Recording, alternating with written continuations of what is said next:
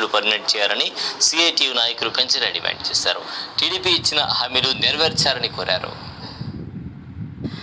కావలి పట్టణంలోని ఏరియా వైద్యశాలలో స్టాఫ్ నర్సులు సిఐటియు ఆధ్వర్యంలో ధర్నా నిర్వహించారు. ఈ సందర్భంగా సిఐటియు నేత పెంచలయ్య మాట్లాడారు.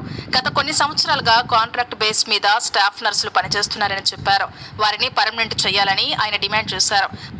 గతంలో ఉన్నటువంటి ప్రభుత్వం కూడా స్టాఫ్ నర్సులందరినీ కాంట్రాక్ట్ బేసిక్లు చేసేటువంటి స్టాఫ్ నర్సులందరినీ కూడా రెగ్యులర్ చేస్తుందని చెప్పి చాలామంది ఆశపడ్డారు.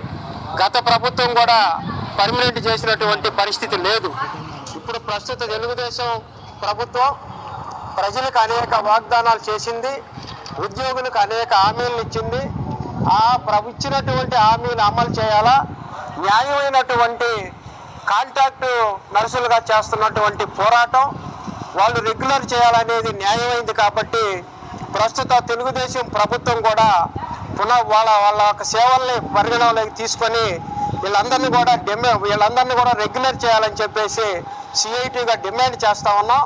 రాబోయే రోజుల్లో ప్రభుత్వం ఇలాగే కానీ వాళ్ళని కొనసాగించాలా, వాళ్ళ చేత సర్వీస్ చేయించుకోవటమే కానీ వాళ్ళని రెగ్యులర్ చేసేటువంటి పరిస్థితి మా ప్రభుత్వం దగ్గర కూడా లేదంటే ఖచ్చితంగా పెద్ద ఎత్తున ఈ రాష్ట్రంలో పోరాటాన్ని కొనసాగిస్తారు. ప్రభుత్వం ఆ దిశగా ఆలోచించాలని, లేదంటే పెద్ద ఎత్తున ఆందోళన చేస్తామని హెచ్చరించారు. తమ సమస్యల పట్ల ప్రభుత్వం దృష్టి సారించి రెగ్యులర్ చేయాలని స్టాఫ్ నర్సులు కోరారు.